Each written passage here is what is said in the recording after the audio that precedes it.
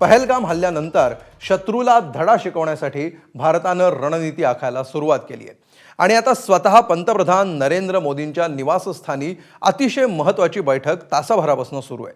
या बैठकीला संरक्षण मंत्री राजनाथ सिंग, राष्ट्रीय सुरक्षा सल्लागार अजित डोवाल, परराष्ट्र मंत्री एस जयशंकर, सीडीएस अनिल चौहान आणि तिन्ही सैन्य दलाचे प्रमुख उपस्थित आहेत। याशिवाय एनएसजी, बीएसएफ आणि सीआरपीएफ तसंच सशस्त्र सीमा दलाचे वरिष्ठ अधिकारी देखील उपस्थित आहेत।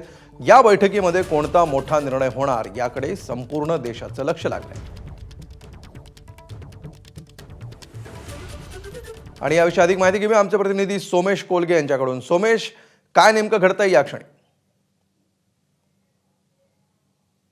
नक्कीच आता थोड्याच वेळात पाकिस्तानची पत्रकार परिषद सुरू होणार आहे आणि आज सकाळपासूनच ऑपरेशन सुरू झाल्याच्या बातम्या आपण ऐकतोय आणि पंतप्रधान नरेंद्र मोदींच्या निवासस्थानी बैठक सुरू आहे। ज्या बैठकीमध्ये चीफ ऑफ डिफेन्स स्टाफ, रक्षा मंत्री राजनाथ सिंग आणि एनएसए अजित डोवाल आणि तिन्ही दलांचे प्रमुख उपस्थित आहेत। आज सकाळपासून सुरू झालेल्या कदाचित ऑपरेशन विषयीचं डीब्रीफिंग हे आजच्या या बैठकीमध्ये केलं जाऊ शकतं आणि जेव्हा पंतप्रधान नरेंद्र मोदी यांच्या निवासस्थानी बैठक सुरू आहे त्याचवेळी भारताचे परराष्ट्र मंत्री एस जयशंकर यांनी संयुक्त राष्ट्रांच्या सुरक्षा समितीच्या सर्व अस्थायी सदस्य देशांसोबत चर्चा केलेली आहे। यामध्ये पनामा, स्लोवेनिया, सोमालिया आणि ग्रीस या 4 देशांचा समावेश आहे। या चारही देशांच्या परराष्ट्र मंत्र्यांसोबत स्वतः एस जयशंकर यांनी फोन कॉल केलेला आहे आणि त्यामध्ये सुद्धा पहलगामचा दहशतवादी हल्ला हाच या फोन कॉलचा विषय असल्याचं कळतंय।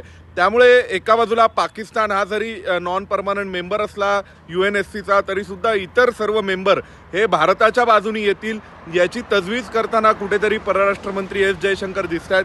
तर एका बाजूला पंतप्रधान नरेंद्र मोदी हे संरक्षण दलाच्या सर्व प्रमुखांसोबत आणि राष्ट्रीय सुरक्षा सल्लागार अजित डोवाल आणि राजनाथ सिंग यांच्यासोबत बैठक घेत आहेत आणि थोड्याच वेळात पाकिस्तानची पत्रकार परिषद सुरू होणार आहे, ज्यामध्ये पाकिस्तान काय दावा करते, भारतावर कोणते आरोप करते, कदाचित भारताने सुरू केलेल्या कार्यवाहीबाबत रडगाणं पाकिस्तान आता गाणार का सगळ्या जगासमोर, हा प्रश्न आहे। शक्यता आहे की पाकिस्तान आपलं रडगाणं गाऊन दाखवेल दहशतवाद विरोधी कारवाई नंतरचं, परंतु भारताच्या वतीने मोठी तयारी सुरू झालेली आहे एवढं नक्की आणि पंतप्रधान नरेंद्र मोदी हे स्वतः जी बैठक घेत आहेत त्या बैठकीमध्ये याच विषयीची चर्चा निश्चितपणे या बैठकीमध्ये आता नेमकं काय ठरतं आणि पुढे कशा घडामोडी घडतात याकडे लक्ष असेल। तुर्त धन्यवाद सोमेश या सविस्तर माहितीबद्दल। एबीपी माझा, उघडा डोळे बघा नीट।